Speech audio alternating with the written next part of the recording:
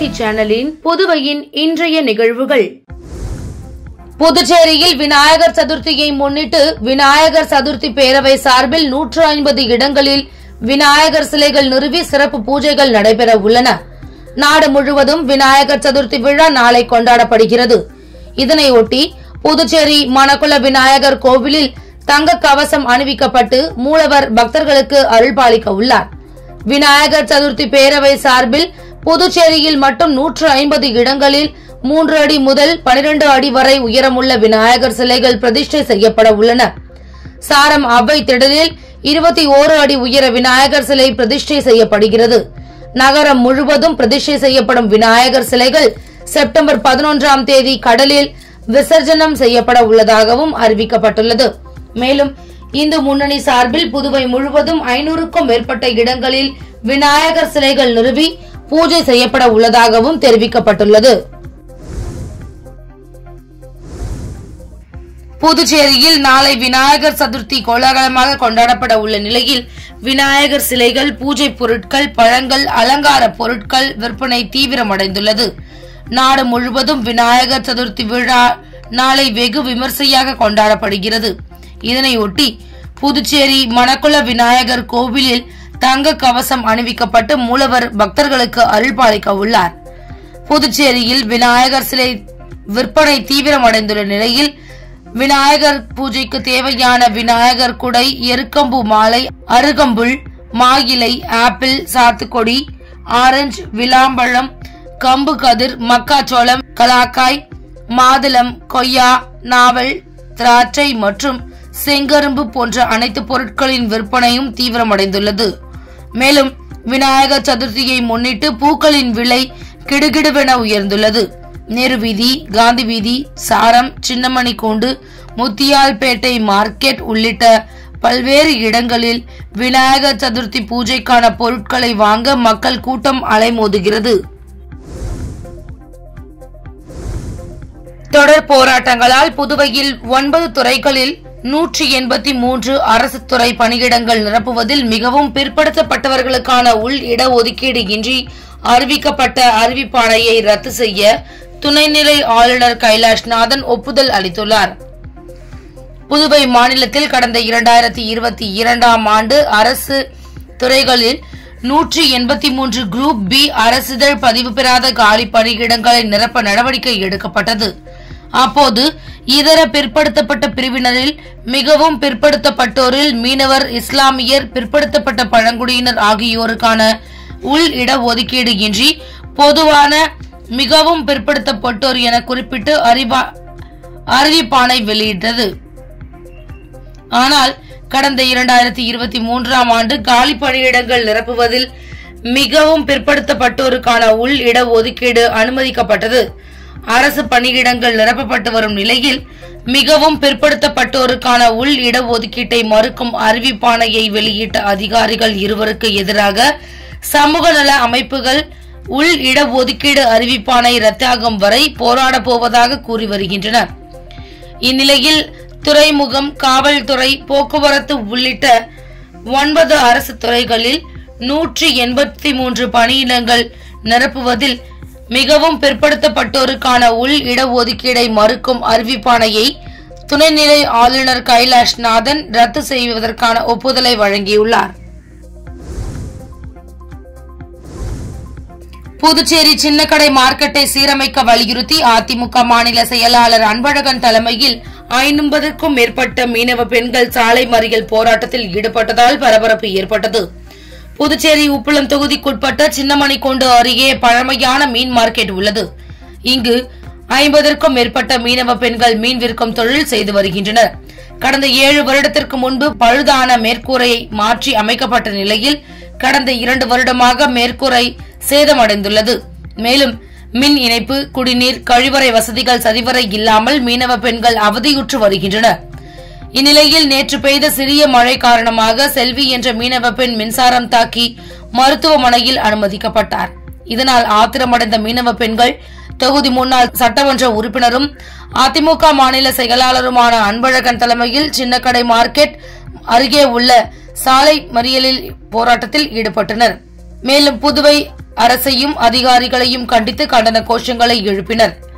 இதுகுறித்து தகவல் அறிந்து வந்த போலீசார் மற்றும் அதிகாரிகள் உடனடியாக நடவடிக்கை எடுக்கப்படும் என உறுதி அளித்ததை தொடர்ந்து போராட்டம் கைவிடப்பட்டது.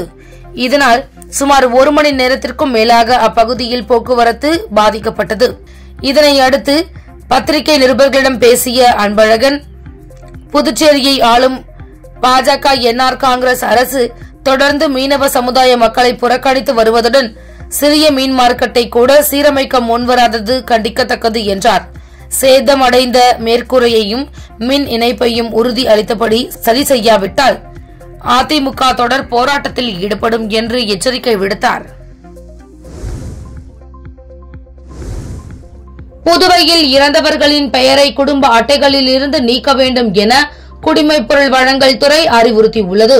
குடிமைப்பொருள் வழங்கல் மற்றும் நுகர்வோர் விவகாரங்கள் துறை இயக்குநர் சத்யமூர்த்தி வெளியிட்டுள்ள செய்திக்குறிப்பில், புதுவையில் குடும்ப அட்டை பெற்றவர்கள் சிலர் இறந்த குடும்ப உறுப்பினர்களின் பெயரை அதிலிருந்து நீக்கவில்லை என்பது கண்டறியப்பட்டுள்ளது. அதனால் துறையின் அனைத்து வகையான உதவித்தொகை மானியங்கள் வெளியிடுவதில் தேவையற்ற சிக்கல்கள் ஏற்படுகின்றன. எனவே சம்பந்தப்பட்ட குடும்ப அட்டைதாரர்கள் குடிமைப்பொருள் வழங்கல் துறை அலுவலகத்தை அணுகி இந்த அறிவிப்பு வெளியான 30 நாட்களுக்குள் அதற்கான விண்ணப்பத்தை நிறைவு செய்து தேவையான ஆவணங்களை இணைத்து இறந்த உறுப்பினர்களின் பெயரை நீக்க வேண்டும். சம்பந்தப்பட்ட குடும்ப அட்டையை சரிபார்க்க துறையின் இணையதளத்தை பார்வையிடலாம். தவறினால் சம்பந்தப்பட்ட குடும்ப அட்டை துறையின் தரவு தளத்திலிருந்து நீக்கப்படும். உதவித்தொகை மானியங்கள் அந்த அட்டைக்கு வழங்கப்படாது என குறிப்பிடப்பட்டுள்ளது. புதுச்சேரியில் தண்ணீர் கட்டணத்தை இணையதளத்தில் செலுத்தும் வசதியை முதலமைச்சர் ரங்கசாமி தொடங்கி வைத்தார். புதுச்சேரி நகராட்சியில் பொதுப்பணித்துறையால் தண்ணீர் கட்டணம் வசூலிக்கப்பட்டு வருகிறது. தண்ணீர் கட்டணத்தை வரிசையில் நின்று மக்கள் செலுத்தி வருகின்றனர். எனவே வரிசையில் நிற்கும் சிரமத்தை போக்கும் வகையில் இணையதளத்தில் கட்டணத்தை செலுத்தும் வசதியை பொதுப்பணித்துறையினர் இந்தியன் ஓவர்சீஸ் வங்கி உதவியுடன் செயல்படுத்தியுள்ளனர். இணையதளத்தில் தண்ணீர் கட்டணம் செலுத்தும் வசதியை முதல்வர் ரங்கசாமி தொடங்கி வைத்தார். இந்நிகழ்ச்சியில் அரசு பொதுப்பணித்துறை அமைச்சர் லட்சுமி நாராயணன், அரசு செயலர் ஜெயந்தகுமாரே, தலைமை பொறியாளர் தீனதயாளன், இந்தியன் ஓவர்சீஸ் வங்கியின் புதுச்சேரி மண்டல மேலாளர் எபினேசர் சோபியா உள்ளிட்டோர் கலந்து கொண்டனர். பொதுப்பணித்துறையில் பணிகள் மேற்கொள்ள ஒப்பந்ததாரர்களுக்கான ஒப்பந்த திறன் கட்டுப்பாடுகள் தளர்த்தப்பட்ட அரசாணையினை முதல்வர் ரங்கசாமி வெளியிட்டார். புதுச்சேரி அரசு பொதுப்பணித்துறையின் திட்ட மதிப்பீடுகளை தயாரிப்பதற்கு 2024-25 ஆண்டிற்கான புதுச்சேரி, காரைக்கால், ஏனாம் மற்றும் மாஹி பகுதிகளுக்கான தனித்தனி புதிய விலைப்பட்டியல் அடங்கிய புத்தகத்தை முதல்வர் ரங்கசாமி சட்டசபையில் வெளியிட்டார். இதேபோல் பொதுப்பணித்துறையில் பணிகள் மேற்கொள்ள ஒப்பந்ததாரர்களுக்கான ஒப்பந்த திறன் கட்டுப்பாடுகள் தளர்த்தப்பட்ட அரசாணையினை முதல்வர் ரங்கசாமி வெளியிட்டார். இதன் மூலம் புதுச்சேரி ஒப்பந்ததாரர்கள் பொதுப்பணித்துறையில் 20 கோடி ரூபாய் வரையிலான பணிகளை தளர்த்தப்பட்ட கட்டுப்பாடுகளுடன் ஏலத்தில் கலந்து கொண்டு மேற்கொள்ளலாம். நிகழ்ச்சியில் பொதுப்பணித்துறை அமைச்சர் லட்சுமி நாராயணன், துறை செயலர் ஜெயந்தகுமார் ரே, தலைமை பொறியாளர் தீனதயாளன், கண்காணிப்பு பொறியாளர் வீரசெல்வம், செயற்பொறியாளர் மற்றும் ஒப்பந்ததாரர்கள் கலந்து கொண்டனர்.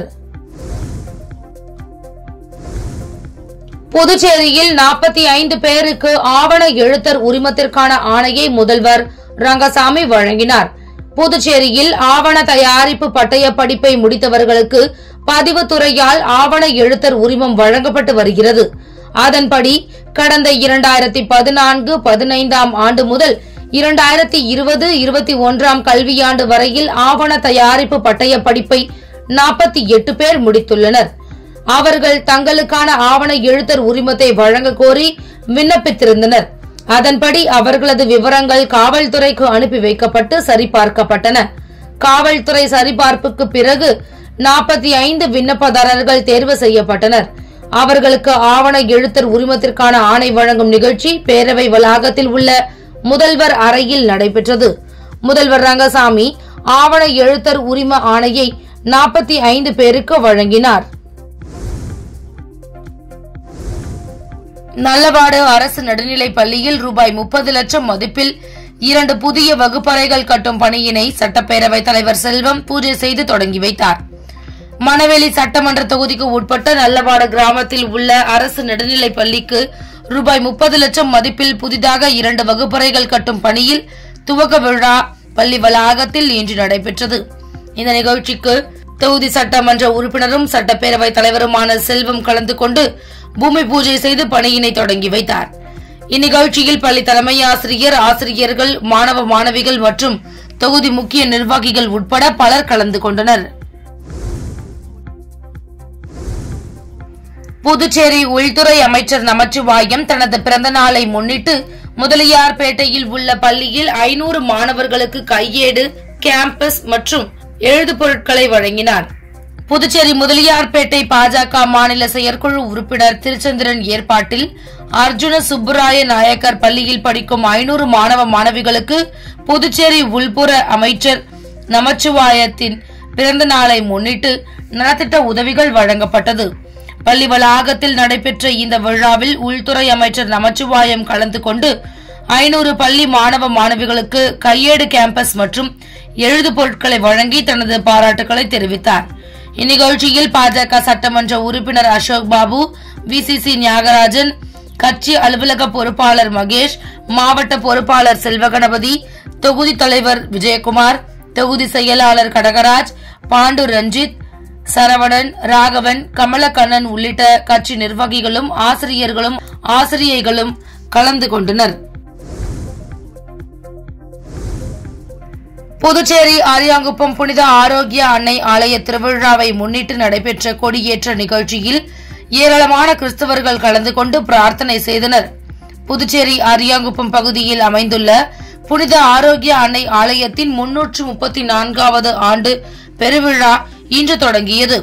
இன்று காலை சிறப்பு திருப்பலி நடைபெற்று புதுச்சேரி கடலூர் உயர்மறை மாவட்ட பேராயர் பிரான்சிஸ் கலிஸ்ட் திருப்பலி நிறைவேற்றி தொடர்ந்து கொடிக்கு சிறப்பு ஆராதனை நடத்தி மக்கள் மத்தியில் ஊர்வலமாக எடுத்து வரப்பட்டு கொடியேற்றம் நடத்தப்பட்டது. தொடர்ந்து நவ நாட்களில் காலை மாலை திருப்பலியும் சிறிய தேர்பவனி, நற்கணனை ஆசிரும் இடம்பெறும் என்றும் செப்டம்பர் 15ஆம் தேதி ஆண்டு பெருவிழாவை ஒட்டி ஆடம்பர தேர்பவனி நடைபெற உள்ளது என்றும் அறிவிக்கப்பட்டது. இதில் ஏராளமான கிறிஸ்துவ பொதுமக்கள் கலந்து கொண்டு ஆரோக்கிய அன்னையை வழிபட்டு சென்றனர். புதுச்சேரி உப்பளம் தொகுதி சின்னக்கடையில் உள்ள சின்னமணிக்கூண்டை மேம்படுத்துதல் பணிக்காக ரூபாய் 6.05 லட்சம் செலவில் சட்டமன்ற உறுப்பினர் தொகுதி மேம்பாட்டு நிதியின் கீழ் சட்டமன்ற உறுப்பினர் அனிபால் கென்னடி அவர்கள் தலைமையேற்று பூஜை செய்து பணியினை துவக்கி வைத்தார். புதுச்சேரியில் பொதுமக்களின் நலன் கருதி பிரெஞ்சு காலத்தில் கட்டப்பட்ட மணிக்கூண்டில் நேரம் தவறுதலாக பராமரிக்கப்படாமல் இருந்தது. கடந்த 2002ஆம் ஆண்டில் ரூபாய் 1.75 லட்சம் நிதி ஒதுக்கப்பட்டு புனரமைத்தார். அனிபால் கென்னடி அவர்கள் சட்டமன்ற உறுப்பினராக இருந்தபோது அப்பொழுது எந்தவித குறையுமின்றி நல்ல முறையில் பராமரிக்கப்பட்டு இயங்கி வந்தது. சுற்றுலா வரும் பயணிகள் இந்த அழகிய மணிக்கூண்டு அருகில் நின்று புகைப்படம் எடுத்து மகிழ்ந்தார்கள். இதன் வரலாற்று பெருமை யாவரும் அறிந்ததே. இன்று புதுச்சேரி உப்பளம் தொகுதிக்கு உட்பட்ட சின்னக்கடையில் உள்ள சின்னமணிக்கூண்டை மேம்படுத்துதல் பணிக்காக சட்டமன்ற உறுப்பினர் தொகுதி மேம்பாட்டு நிதியின் கீழ் ரூபாய் 6,05,000 செலவில் சட்டமன்ற உறுப்பினர் அனிபால் கென்னடி அவர்கள் தலைமையேற்று பூஜை செய்து பணியினை துவக்கி வைத்தார். இந்த வரலாற்று சிறப்புமிக்க கலாச்சாரத்தை பாதுகாக்கும் கடமையை திமுக உப்பளம் தொகுதி சட்டமன்ற உறுப்பினர் அனிபால் கென்னடி அவர்கள் கையில் எடுத்தது புதுச்சேரி தொன்மை வாய்ந்த வரலாற்று பொக்கிஷத்தை காக்கும் மேன்மையான நடவடிக்கையாகும். இதில் திமுக உப்பளம் தொகுதி செயலாளர் சக்திவேல், துணை செயலாளர் ராஜி, கிளை செயலாளர்கள் செல்வம், காலப்பன், சங்கர நாராயணன், விநாயகமூர்த்தி, ராகேஷ் மற்றும் கழக சகோதரர்கள் மோரிஸ், ரகுமான் ஆகியோர் உடனிருந்தனர். முன்னாள் ஆளுநர் பருக் மரைக்காயர் பிறந்த நாளை ஒட்டி ராகுல்காந்தி தேசிய பேரவை சார்பில் ஏழை எளிய மக்களுக்கு நலத்திட்ட உதவிகள் வழங்கப்பட்டது. ராகுல்காந்தி தேசிய பேரவை சார்பில் முன்னாள் ஆளுநர் பருக் மரைக்காயர் பிறந்தநாள் விழா விமர்சையாக இன்று கொண்டாடப்பட்டது. ராகுல்காந்தி தேசிய பேரவை தலைவர் R.E. சேகர் தலைமையில் பேரவை துணைத் தலைவரும் பொதுக்குழு உறுப்பினருமான திருவேங்கடம் முன்னிலையில் அண்ணா சாலையில் ஏழை எளிய மக்களுக்கு உணவு மற்றும் நலத்திட்ட உதவிகள் வழங்கும் விழா நடைபெற்றது. இந்த நிகழ்ச்சியின் சிறப்பு விருந்தினர்களாக காங்கிரஸ் கட்சியின் மாநில தலைவர் வைத்திலிங்கம் எம்பி, முன்னாள் அமைச்சர்கள் ஷாஜகான், கந்தசாமி ஆகியோர் ஏழை எளிய மக்களுக்கு உணவு வழங்கி சிறப்பித்தனர். இந்நிகழ்ச்சியில் மாநில செயலாளர்கள் ராஜாராம், கோனேரி லோகையன், மாநில சிறப்பு அழைப்பாளர் வினோத், வட்டார காங்கிரஸ் தலைவர்கள் குமரன், கோவிந்தராஜ், இளைஞர் காங்கிரஸ் முன்னாள் மாநில தலைவர் பிரபு, முன்னாள் மாவட்ட இளைஞர் காங்கிரஸ் தலைவர் தயாளன் ஆகியோர், அவர்களுடன் காங்கிரஸ் நிர்வாகிகள் உதயகுமார், சாம்பசிவம் ஆகியோர் கலந்து கொண்டனர். நாடு முழுவதும் நாளை விநாயகர் சதுர்த்தி விழா கொண்டாடப்படுகிறது. இதனையொட்டி சிறிய மற்றும் பெரிய அளவிலான விநாயகர் சிலைகள் விற்பனை மும்முரமாக நடந்து வருகிறது. இந்நிலையில் சுப முகூர்த்த தினம் மற்றும் பிள்ளையார் சதுர்த்தியை ஒட்டி தூத்துக்குடி காய்கறி சந்தையில் வாழைத்தார், வாழை இலைகளின் விலை கிடுகிடுவென உயர்ந்துள்ளது.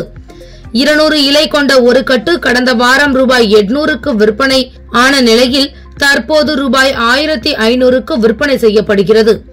பெரிய இலைக்கட்டு ரூபாய் 6500 வரை விற்பனையாகிறது.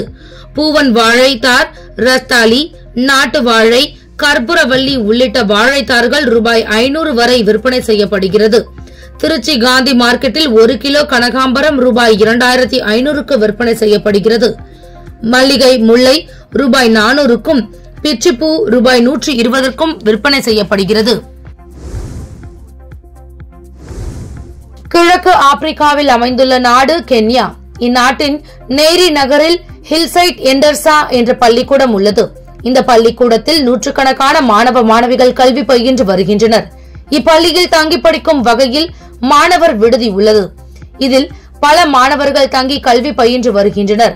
இந்நிலையில் பள்ளியில் உள்ள மாணவர்கள் தங்கும் விடுதியில் நேற்று இரவு பயங்கர தீ விபத்து ஏற்பட்டது. இந்த கோர விபத்தில் 17 மாணவர்கள் தீயில் உடல் கருகி உயிரிழந்தனர். மேலும் 13 மாணவர்கள் பலத்த தீக்காயம் அடைந்தனர். தகவலறிந்து விரைந்து வந்த போலீசார், தீயணைப்பு துறையினர் பள்ளி விடுதியில் பற்றி எரிந்த தீயை அணைத்து காயமடைந்த மாணவர்களை மீட்டனர். மீட்கப்பட்ட மாணவர்கள் அருகில் உள்ள மருத்துவமனைக்கு சிகிச்சைக்கு அனுமதிக்கப்பட்டனர். மேலும் தீ விபத்திற்கான காரணம் குறித்து போலீசார் விசாரணை நடத்தி வருகின்றனர். நேஷனல் லீக் கால்பந்து தொடரில் இன்று நடைபெற்ற ஆட்டம் ஒன்றில் போர்ச்சுகல், குரேஷியா அணிகள் மோதின. இந்த ஆட்டத்தில் 2-1 என்ற கோல் கணக்கில் குரேஷியாவை வீழ்த்தி போர்ச்சுகல் வெற்றி பெற்றது. போர்ச்சுகல் தரப்பில் டியோகோ தலாட், கிறிஸ்டியானோ ரொனால்டோ தலா ஒரு கோல் அடித்தனர்.